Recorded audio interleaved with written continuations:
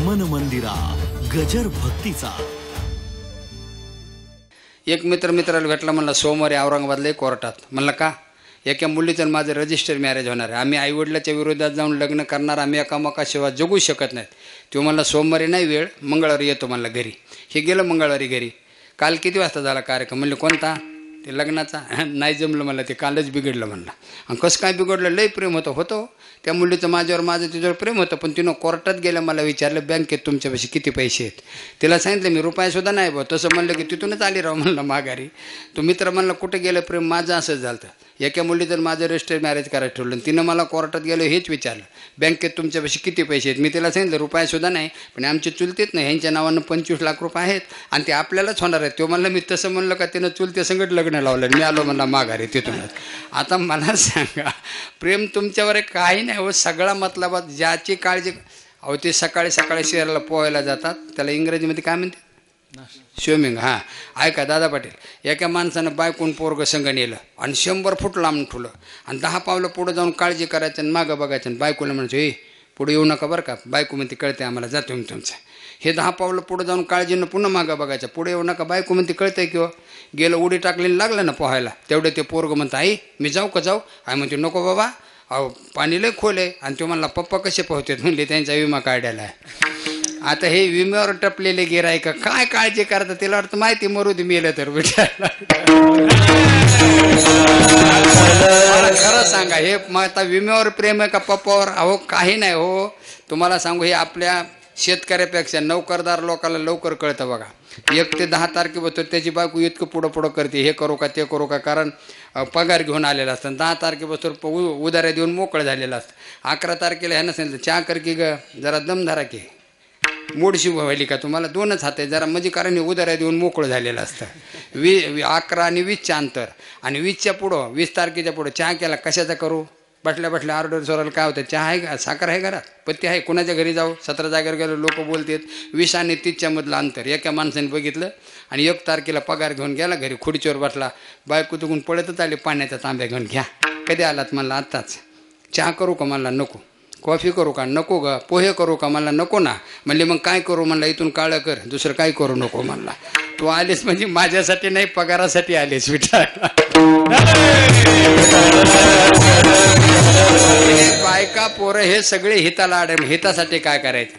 हित ते करावे देवाचे चिंतन, हित ते करावे देवाचे चिंतन, हित ते करावे देवाचे चिंतन, हित ते करावे देवाचे चिंतन,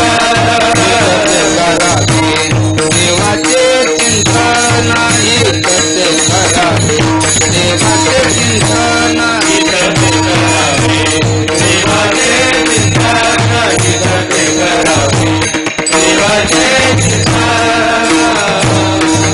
करुणिया मन शुद्ध भावे, करुणिया मन शुद्ध भावे, सकळांच्या पाया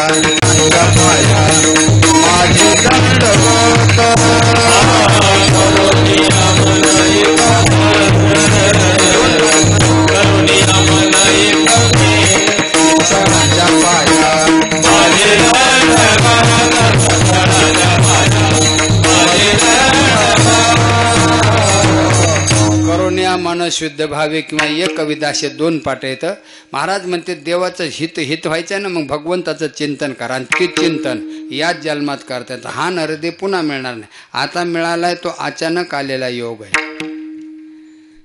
अवचित निधान लागले हाती, अवचित निधान लागले हाती, अवचित निधान लागले हाती, अवचित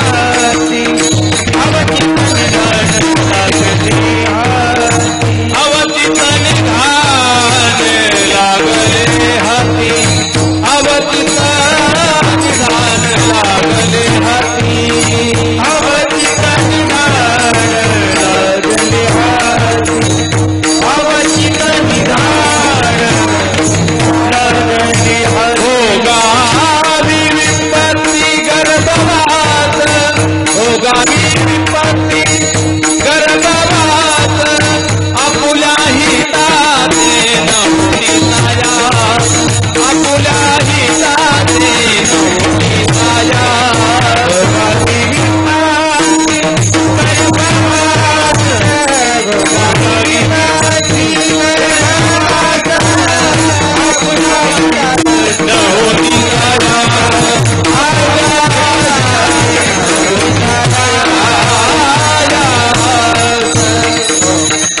अभंगाच्या 3ऱ्या चरणात सांगतात, हित व्हायचे नामस्मरण याच जन्मात करतात. हा नरदेव पुन्हा मिळणार नाही. आता मिळालाय त्याचं कारण अवचित निधान. अवचित म्हणण्याचं कारण मी तुम्हाला सुरुवातीला सांगितलं. जास्त पुण्य झालं तर स्वर्गाची प्राप्ती आहे आणि पाप जास्त झालं तर नरकाला जावं लागतं. मग नरदेव कधी मिळतो? पाप पुण्य समान समे तईच्या पावी जे कर्मभूमी. ज्या वेळेला पाप आणि पुण्य तंतोतंत सारखं होईल त्यावेळेला नरदेव मिळतो. मग असं होणार नाही, पुण्य तरी जास्त होईल नाही तर पाप तरी होईल. आणि असं होणं म्हणजे अचानक आलेला योग आहे. पावला हदे कागद आली आंधळ्याच्या टाळी जसा कावळा सापडावा. मग महाराज म्हणतात अचानक ही संधी मिळाली ना, हे ठेवा सापडल्या संधीचं सोनं करा आणि इथून जर त्याचा दुरुपयोग केला तर परिणाम भोगा. भोगा विपत्ती गर्भवास. गर्भवासाचं दुःख भोगावं लागेल आणि ते किती दुःख आहे.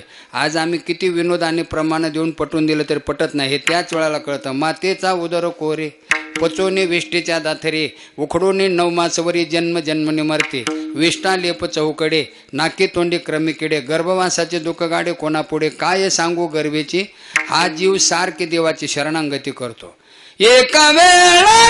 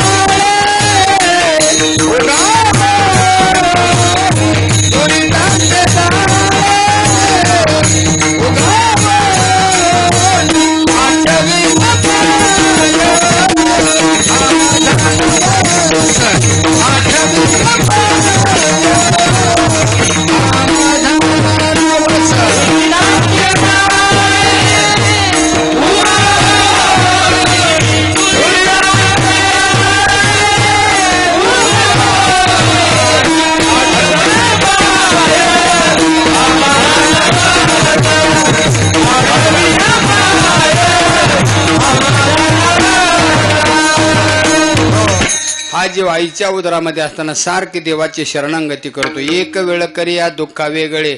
ऐका मायबापो, आईच्या उदरामध्ये दुःख जन्मताना स्वतः सुख नाही. मदालसा म्हणते नवमास कष्टला शे दाव्यानं प्रसूत झाले येताची कर्म जाड तुझी मान अडकले. आपण बाळांपण म्हणतोच ना महाराज, लक्ष देऊ नका. त्याचा अर्थ त्यातच दाड्याला बाळ अंत जन्मला तर बाळ नाही अंत. विठ्ठल विठ्ठल. महाभाग आडवा जन्माला आला तर डॉक्टरच्या पाया पडावं लागतं. डॉक्टर साहेब म्हणतात पहिलं सांगा तुम्ही कोण आहेत ह्या बाईची पती. कागद पेन तयार असतो संतोष महाराज. आणि ते पहिलं विचारते तुम्हाला लवकर निर्णय घ्या, मुलगा पाहिजे का पत्नी पाहिजे, दोन्ही मिळणार नाहीत. असा प्रसंग कोणावर येऊच नाही. आणि जर आलाच गोरे महाराज, जर आपल्याला विचारलं पत्नी पाहिजे का मुलगा पाहिजे, काय म्हणणार? लाजायचे नाही, मोठ्यानं सांगा. काय म्हणणार? पत्नी पाहिजे. पण मला वाटतं ठीक आहे, पण हा निर्णय आपल्या वेळेस आपल्या वडिलांनी घेतला असता तर मला नाही वाटत आज कीर्तनात दिसला असतो. विठ्ठल विठ्ठल.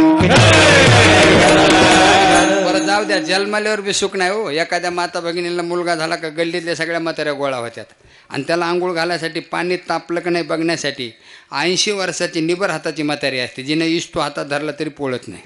आणि ती हांड्यात हात घालून ती जरा कोमटचे लाव जाळ लाव.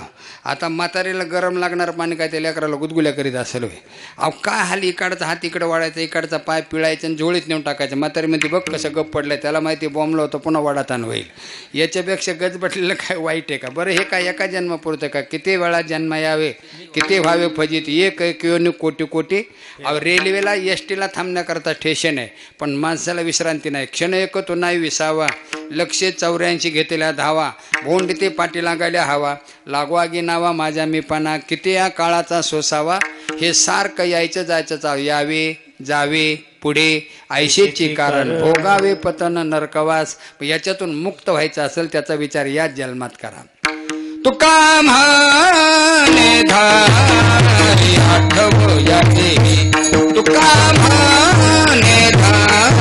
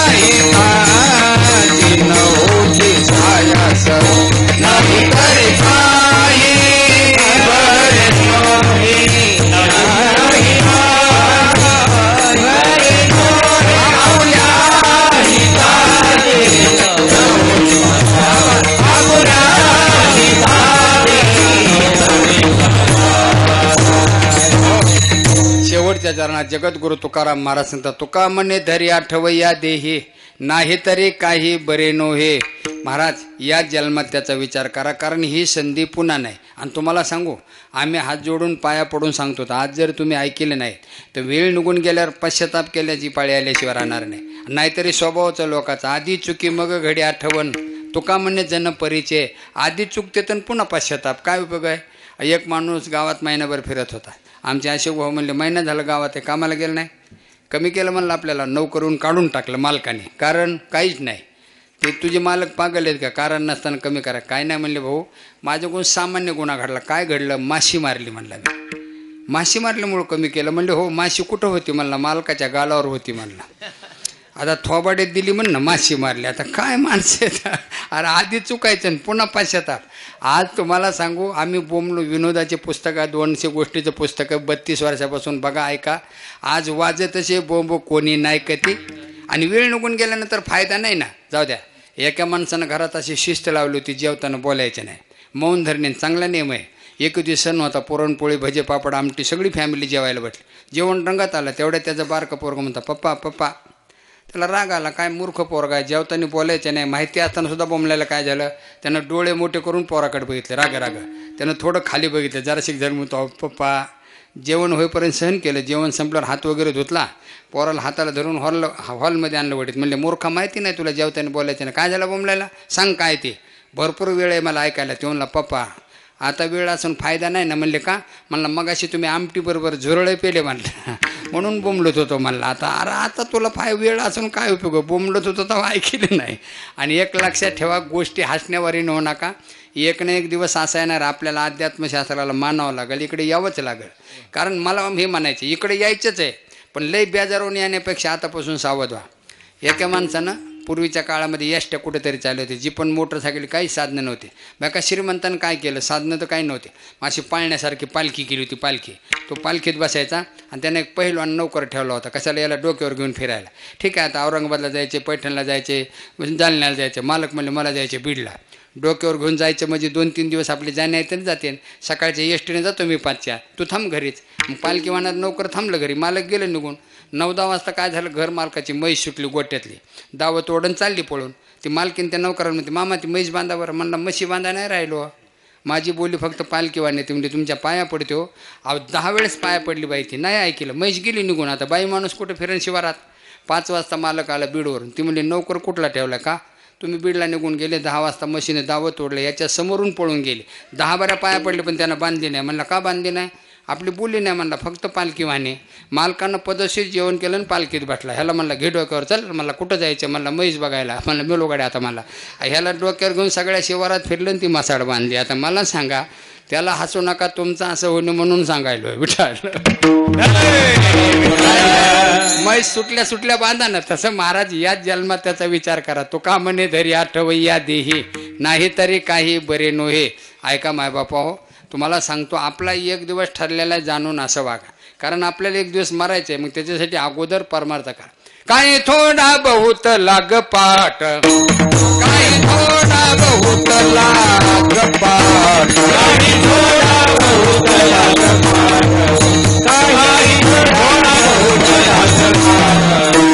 करा भक्ती भाव धरा बळकाट, करा भक्ती भाव धरा बळकाट, करा भक्ती भाव धरा बळकाट, जया भक्ती भाव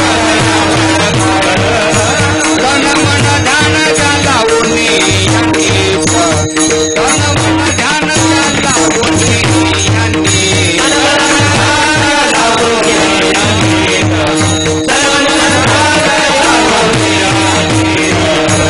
जरी करण्याचे बोल शेवट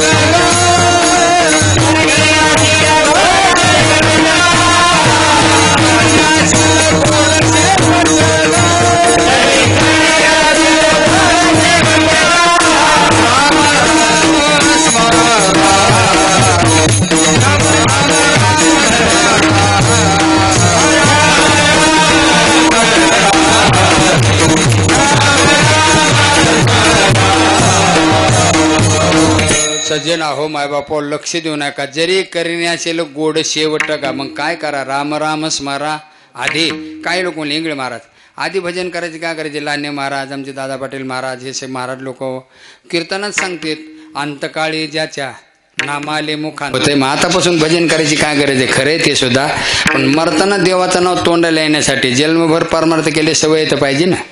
ज्यांना जन्मात कधीच भजन मरायला लागले तरी संसार सोडित नाहीत म्हणा. एक म्हाताऱ्याची वाणी बंद झाली जाणारे आता 4 पोरं होते बोलतात येत नाही. एका पोराला असं खुणवलं ते पोरगं म्हणतं काय बाबा म्हाताऱ्याने असं पाठीमागं हात केला. त्याला वाटलं मागच्या भिंतीत पैसे ठुले म्हणतं कारण पहिल्या बँका नव्हत्या ना. अहो ती लगेच चिरबंदी वाडा पाडला कुठं 4 आणे सापडे नाही. ते आल्यावर ते म्हणतं बाबा नाही सापडलं काही. म्हाताऱ्यानं नाराज होऊन कपडावर राहून घेतलं तसं नाही मला इकडे भिंत काय की सगळा वाडा पाडला काही सापडा नाही. एक पोरगं म्हणतं बोलता येईल असं काहीतरी का आयुर्वेदामध्ये उपाय तेवढ्या पुरतं काम होतं. हेमगर्भाची कांडी आणली आजी थोडी उगाळली त्याच्या तोंडाला लावली. एक पोरगं म्हणतं बाबा सांगा बरं पटकन कुठुले गटुडं. म्हातारं म्हणतं कच्याचं गटुडून कच्याचं काय म्हणले मागं हात करू दे त्याचं काय. परवा दिवशी मागच्या वाड्यातल्या रामभाऊनं ती पीठ चाळायची चाळणी नेली ती दिली का म्हणत होतो म्हणल्या. अरे वाडा पाडला तो ह्या चाळणीनं सगळा. आता मरायला लागले तरी चाळणी ध्यानातल्या जात नाहीत. अहो तितक्यापुरतं वळण लागत नाही. जवळ बसलेली माणसं म्हणतात ना बाबा रामकृष्ण हरी म्हणा विठ्ठल म्हणा मुळातच नाही. जाऊ द्या एका पाटलानं 10-20 वारकरी घरी नेले चहा घ्यायला. ते पोरीला त्याच्या पोरीला म्हणत आहे अगं महाराज लोक आले चहा करते का 25 कप. ती म्हणली हा म्हणलं त्याला लई राग आला. घरात गेला ते पाटील पोरीला म्हणला मूर्खच का गं श्रीमंत घरची सुशिक्षित शिकलेली पोरगीन गावंडाळसारखं काय बोलते हा चहा करते म्हणलं होय म्हणत जा. काय म्हणत जाशील होय. चहा करते म्हणलं काय म्हणत जाशील म्हणली होय. म्हणशील ना असं म्हणले हा.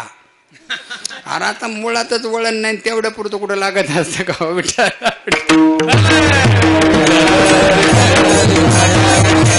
मारायला लागले ते देवाचं नाव घेत नाहीत.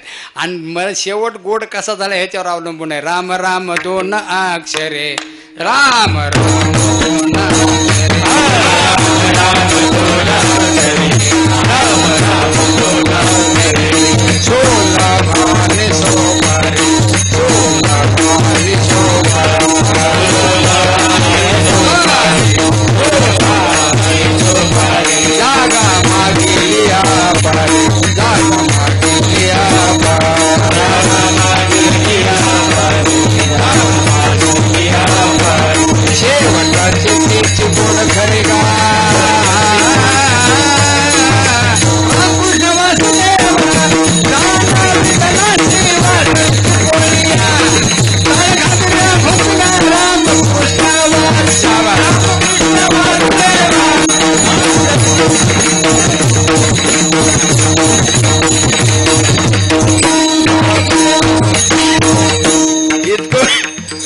इतकं उघडं पडून देत आहे ते न म्हणत राहायचं.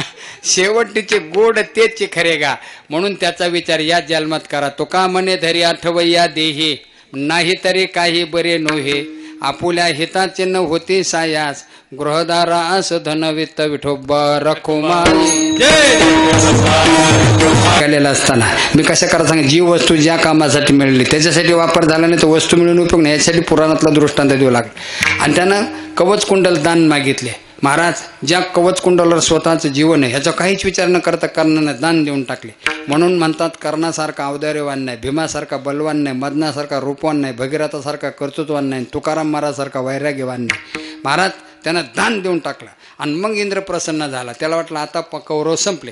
म्हणजे कर्णा काय पाहिजे माग. तुम्हाला काय पाहिजे मला बालपणीचा मित्र दुर्योधन राजा आणि काय पाहिजे द्यायचंच असेल अर्जुन ज्यानं मरण असं शस्त्र द्या. ते म्हणलं बरा झाला का ताप अर्जुनाला वाचवायसाठी झोकुटानं केलं आहे. आणि माग म्हणलं होतं दिल्याशिवाय भागत नव्हतं. ते मला ठीक आहे देतो पण तुला एकच वेळाला वापर करता येईल दुसऱ्यांदा उपयोग होणार नाही. ते मला ठीक आहे. अर्जुनाचं काम झालं तरी भागलं. महाराज शस्त्र दिलं. त्यानं दुर्योधनाला सांगितलं. इतका आनंद झाला सगळ्यांना. पण आता महाराज इकडं आमचा भगवान भक्ताचा पाठी राखा. सूर्योदय होण्याच्या अगोदर सगळे पांडव एकत्रित केले सांगते राजा धर्मा आज कौरवाबरोबर युद्ध करायला तुम्ही कोणी न जाता भीमाचा जो मुलगा हिडेमिडे राक्षसीचा घटोत्कच त्याला पाठवा. धर्मराजाने देवा एवढ्या कवळ्या वयातला मुलगा त्याच्या होटावर मिशी फुटली नाही आणि आम्हाला युद्ध भगवान म्हणले सांगतो तेवढं करा नागावपणा कशाला करता मिशी फुटली नाही. मिशाचा आणि युद्धाचा काय संबंध आहे काय सगळेच मिशावाले युद्ध करतात असं वाटतं का तुम्हाला काही कुठं उदाहरण. अहो लई डोकेबाज माणसं आहेत म्हणा. विनोद एक पोरगं बहीण भावंडं एसटीत प्रवास करत होते. ते पोरगं कंडक्टर म्हणलं साहेब एक हाफ तिकीट द्या आणि एक फुल द्या. कंडक्टर म्हणलं हाफ कुणाचं म्हणलं माझं द्या माझ्या बहिणीचं फुल द्या. कंडक्टर म्हणला लाज वाटते का हाफ तिकीट मागायला, होटावर मिशा फुटल्यात आणि हाफ तिकीट मागतो. म्हणलं असं असेल तर माझं फुल द्या, माझ्या बहिणीचा हाफ द्या, तिच्या होटावर कुठं मिशा आहेत म्हणा. तर काय मिशावर कुठं कीर्तन तिकीट असतात. त्यांना सांगितलं उगा आगाऊपणा कशाला करता, सांगतो तेवढं करा. नावीला झाला, घटोत्कचाला पाठवलं महाराज आणि त्यानं कौरव सैन्य जर्जर करून सोडलं. आणि मग दुर्योधनानं सांगितलं ते शस्त्र आणले सोड ना, हे अर्जुनासाठी आणले सोड म्हणले. सगळ्या सैन्याची विल्हेवाट लावली आणि काय करायचं. महाराज ते शस्त्र घटोत्कचावर सोडलं. घटोत्कच जागेवर गतप्राण झाला. सगळ्या कौरव सैन्याला आनंद झाला. पण कर्ण नाराज होता, दुःखी होता. का तो शस्त्र दिलं कोणासाठी होतं आणि वापर कोणासाठी झाला. तसा नरदेव भजनासाठी वापर आहे संसारात. विठ्ठल विठ्ठल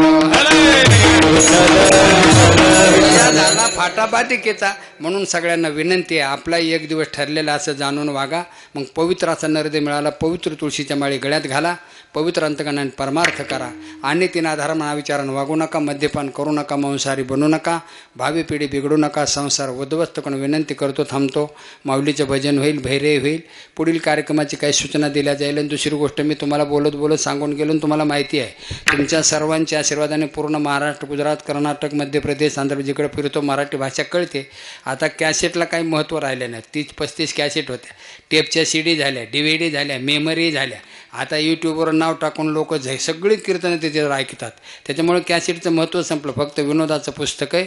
1 ते 6 भाग 1988 पासून. आता 6 पुस्तकाचं एकच मोठं केलं. पहिले सुट्टे होते, सुट्टे. आताही काही लोक म्हणले वेगवेगळं करा म्हणजे घेणाराला सोपं पडन. 50 रुपयाला एक पुस्तक व्हायला, बायडिंग फिडिंग खर्च वाढायला. मग 6 पुस्तकाचे 300 रुपये मोजावं लागायले. मग तसं न करता 6 पुस्तकाचं मोठं पुस्तक केले. 200 दृष्टांत आहेत. 250 पेजेचं पुस्तक आणि किंमत आहे 170 रुपये. तरी वरले 20 कमिशनची वजा जाता. फक्त 150 रुपयाला 200 गोष्टीचं पुस्तक मिळणार आहे. माणूस वाचत राहतो, हसत राहतो, पुन्हा पुन्हा वाचतो. आणि तुम्ही बरेच विनोद जे ऐकता ना महाराष्ट्रभरामध्ये टीव्हीवर इकडे तिकडे, ते सगळे विनोद ते पुस्तकातले आणि कॅसेटमधले. कारण 32 वर्ष झालं ना, माणूस तो अजून हसण्याची गरज आहे. म्हणून प्रत्येकानं संग्रह ठेवण्यासारखं पुस्तक आहे. कार्यक्रम संपल्यानंतर मला जाण्याची घाई पार. तिकडे लाड करांजा तिकडे जायचं आहे. पण तिथं काय समोर शेळके साहेबाच्या घरासमोर गाडी उभी आहे. तिकडे जाते. विनोदाचं पुस्तक संग्रह ठेवा. आणि दरवर्षी एक डायरी काढतो मी, वैष्णव रोजनीशी. गुढीपाडवा ते पाडवा. फक्त हिंदू संस्कृती लोकांच्या ध्यानात राहावा म्हणून. आपण 31 डिसेंबर 1 जानेवारीला नाचतो, नवं साल सुरू झालं म्हणून. पण खरं हिंदूचं साल सुरू होतं गुढीपाडव्याला. मग ते पंचांग काही माणूस घेऊन फिरू शकत नाही. मग पंचांगाप्रमाणे डायरी येते. पाडव्यापासून पुढे या. पाडव्यापासून पुढची डायरी आहे. आणि किंमत आहे फक्त 20 रुपये. प्रत्येकानं ते पंचांग संग्रह ठेवण्यासारखं आहे. म्हणून ते ज्यांना पाहिजे असेल, इच्छा असेल, कार्यक्रम संपल्यानंतर गाडीकडे जा. ते विनोदाचं पुस्तक, ते डायरी संग्रह ठेवा. तुमचा 100% फायदाच आहे ते घेण्यात. पण माझा थोडासा फायदा म्हणून आग्रह करतो मी, घ्या म्हणून.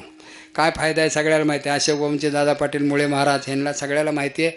कारण मी आत्तापर्यंत कीर्तनात जेवढी घेतलेली देणगी, याच्यात मिळालेले पैसे सगळे आश्रमामध्ये घालतो.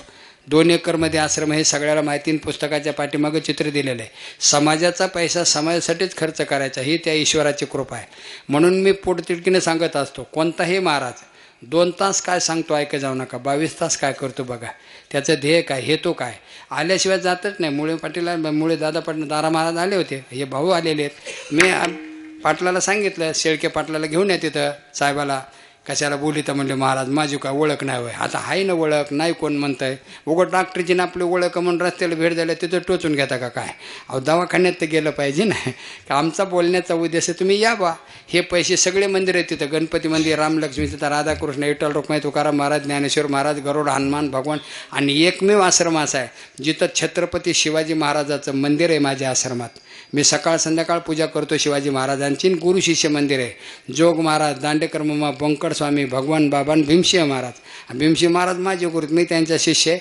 खालच्या मंदिरात माझा वट्टा बांधला आहे. मूर्तीसुद्धा आणली, फक्त प्राणप्रतिष्ठा झालेली नाही, नुसती आणून ठेवलेली आहे. वाटेल तर विचारा तुम्ही. हे पैसे सगळे तिथं खर्च होतात. तर जर तुम्हाला वाटत असेल चला इंगळे महाराजांच्या कार्याला फुकट काही देणगी देण्यापेक्षा हे 150 रुपयाचं पुस्तक, 20 रुपयाची डायरी, आश्रमाची पावती असं समजून घ्या. आणि त्याच्यात जे 4-2 रुपये नफा राहील त्या कार्याला खारीचा वाटा सहकार्य करा.